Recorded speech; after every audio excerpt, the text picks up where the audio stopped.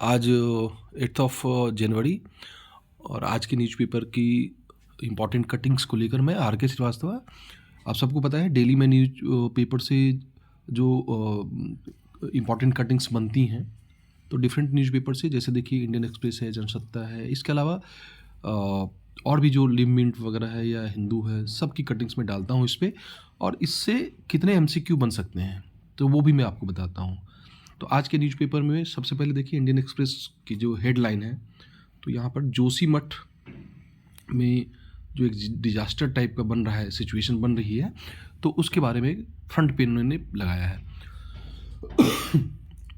इसके अलावा आपके काम का देखिए और भी कई सारे न्यूज़ हैं, राहुल जी की यात्रा का भी है, लेकिन आपके काम का फिर क्या है, इन इंदौर प्रवासी दिवस जो इंदौर में होने वाला है, शुरू होगा कल से, तो उसको भी लगाया गया है। ये दो आपके बहुत काम का है।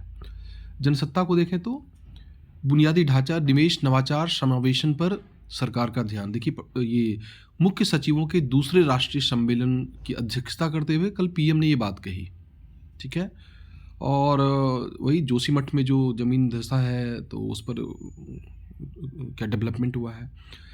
अब बिहार से भी एक न्यूज़ को हेडलाइन दिया गया है, बिहार में राज्य सरकार ने शुरू कराई जाति आधारित जनगणना और कोवैक्सीन की तुलना में कोविशील्ड ज़्यादा कारगर रहा। सही बात है, ये ज़्यादातर लोगों ने कोविशील्ड ही लिया। खैर, तो ये दो न्यूज़पेपर्स की हेडलाइन। इसके अलावा जनसत्ता में या और भी जितने सारे न्यूज़पेपर्स आप देखेंगे सबके फ्रंट पे आज है, तो इससे भी आपके काम का बनता है। देखिए क्या क्या काम का इसमें बन रहा है आपसे। एक तो G20 है, आप सबको पता है कि भारत 1 दिसंबर से G20 का अध्यक्ष बन गया है और G20 के डिफरेंट अलग अलग शहरों में G20 के सेमिनार वगैरह और सम्मेलन हो रहे हैं। खैर, युवा प्रवासी भारतीय दिवस ये आपके सबसे काम का है। युवा प्रवासी भारतीय दिवस 8 जनवरी 2023 यानी आज, कहाँ? इंदौर, मध्य प्रदेश। प्रवासी भारतीय दिवस आप सबको पता है 1915 में जब गांधी जी दक्षिण अफ्रीका से प्रवासी भारतीय के रूप में लौटे थे, तो उस तिथि से प्रत्येक वर्ष 9 जनवरी को, हालांकि इसकी शुरुआत अटल बिहारी वाजपेयी जी के समय में हुई थी प्रवासी भारतीय दिवस की, तो प्रत्येक वर्ष मनाया जाता है 9 जनवरी को। इस बार कहाँ हो रहा है? इंदौर में। चलिए अगली cutting, in Bihar caste survey under way, ठीक है। अब बिहार, चलो ठीक है, कहीं तो नाम हो।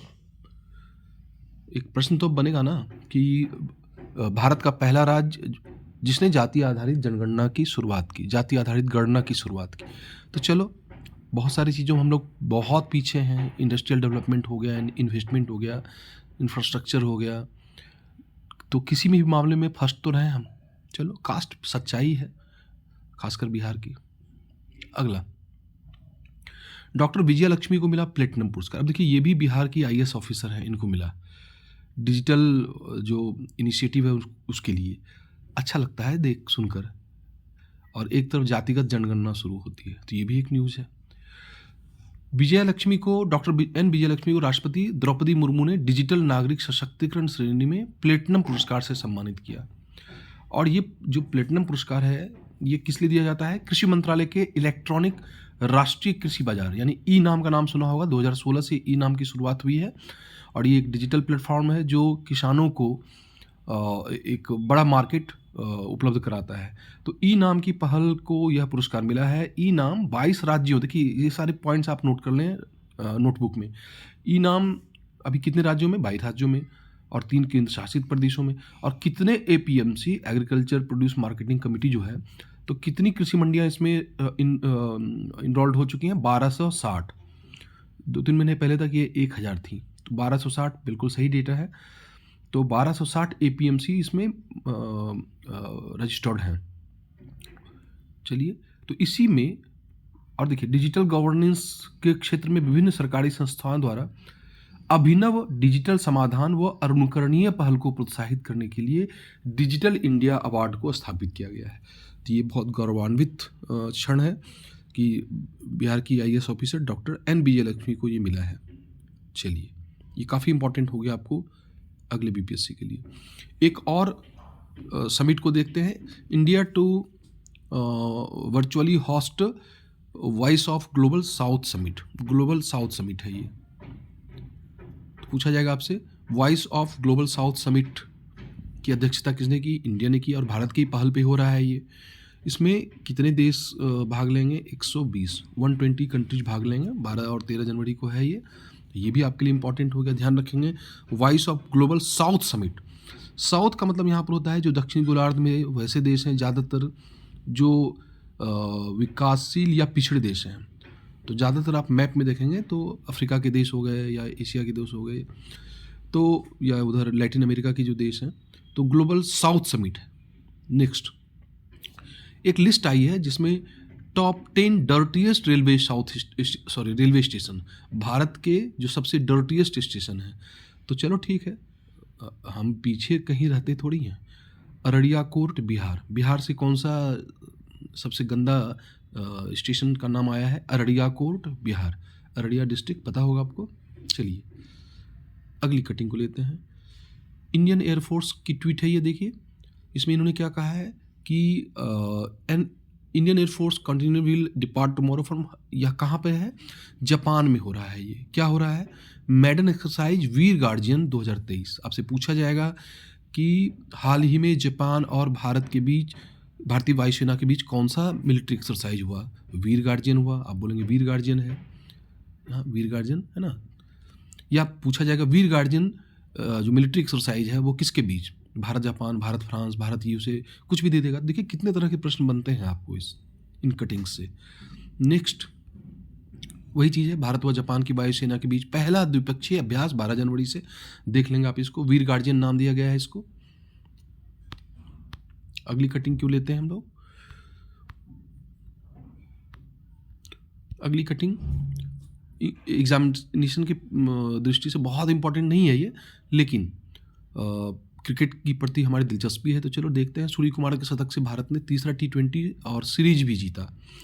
तो पिछले 3-4 सीरीज का नाम अगर लें तो बांग्लादेश के खिलाफ भारत ने ये जो ODI था हमने खोया, और जो टेस्ट सीरीज है वो हमने जीता, और यहाँ पर T20 सीरीज हमने 2-1 से जीता। चलो त्रिपुरा लॉन्चेज सहर्ष स्कीम इन स्टेट स्कूल्स। देखिए आज के डेट में एक ट्रेंड बना है पिछले 2-3 साल से कि आप जिस स्टेट का जैसे BPSC का एग्ज़ाम दे रहे हैं तो अन्य राज्यों के भी जो स्कीम है उसके बारे में पूछ दिया जाता है। तो यहाँ पर बहुत अच्छा प्रश्न बनता है कि हाल ही में किस राज्य के द्वारा सहर्ष स्कीम की शुरुआत की गई है? तो आपका आंसर होगा त्रिपुरा। और जो स्कीम्स है इसमें क्या है? द सहर्ष initiatives are aimed to empowering children to learn with happiness, यानी कि शिक्षा के क्षेत्र में कई सारी पहल की गई हैं त्रिपुरा में।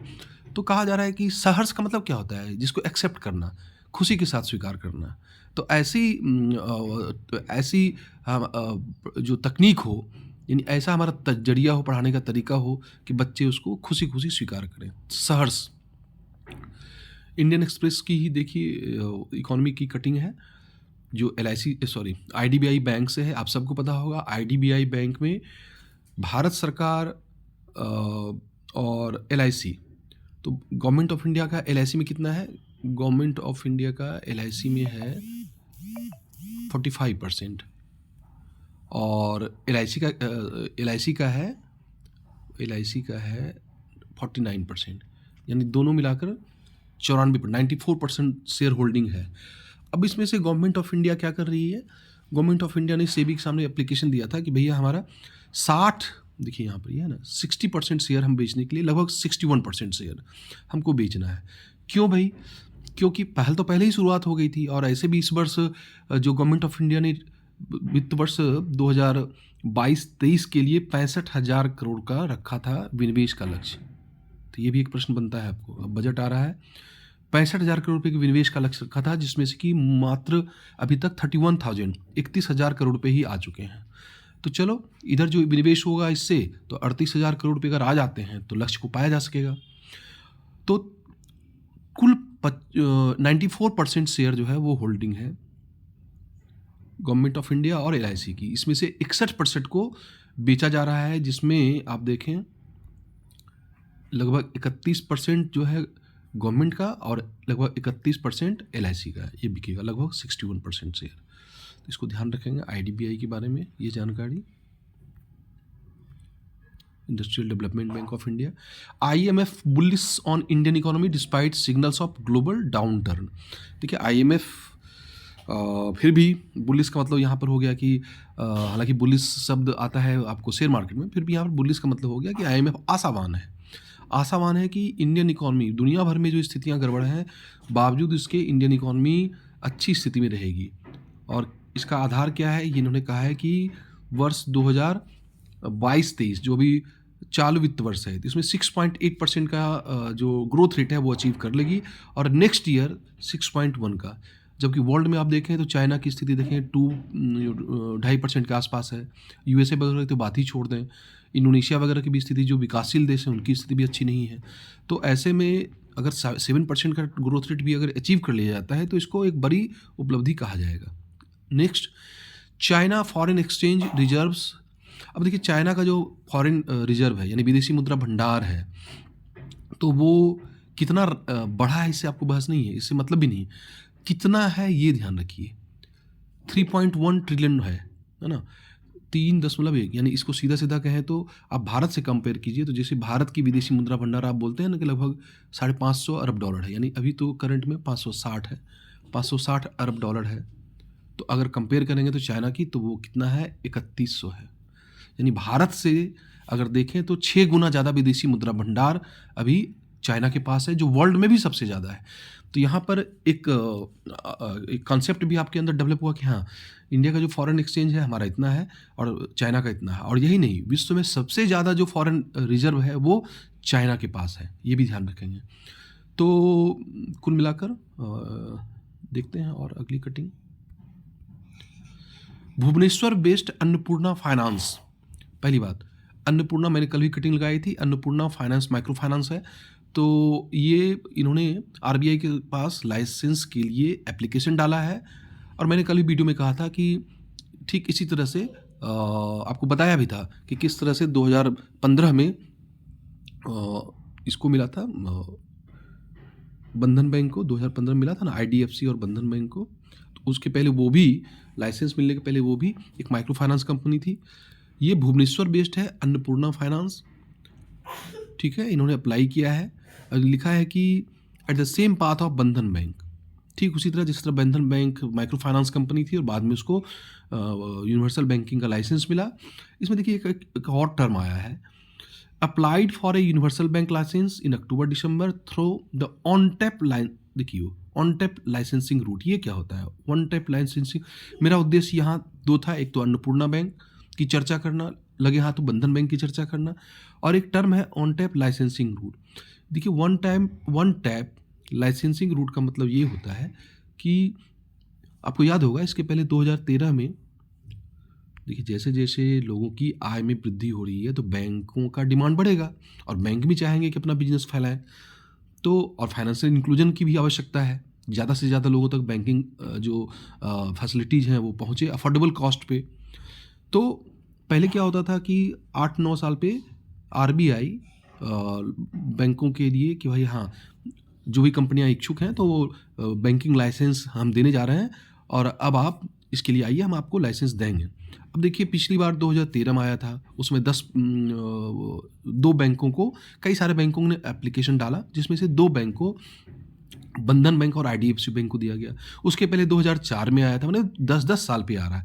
अब 2016 से RBI ने कहा कि नहीं, आप वन टैप लाइसेंसिंग रूट, मतलब आप कभी भी एप्लीकेशन डाल सकते हैं, इसके लिए कोई अलग से नोटिफिकेशन नहीं आएगा, बस मिनिमम जो क्राइटेरिया है आप उसको पूरा कीजिए। जैसे मिनिमम कितना है, 500 करोड़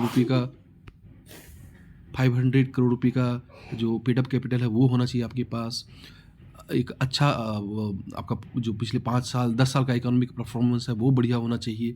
तो जो मिनिमम क्राइटेरिया है आप उसको पूरा कीजिए, हम आपको लाइसेंस इशू करेंगे। तो आज के लिए इतना रहने देते हैं। आप पिछले वीडियोस देखें जो मैंने MCQ पे डाला है कि एक वीडियो से कितने सारे प्रश्न आपको बन सकते हैं। तो आज के लिए इतना काफ़ी है। थैंक यू फॉर वॉचिंग, धन्यवाद।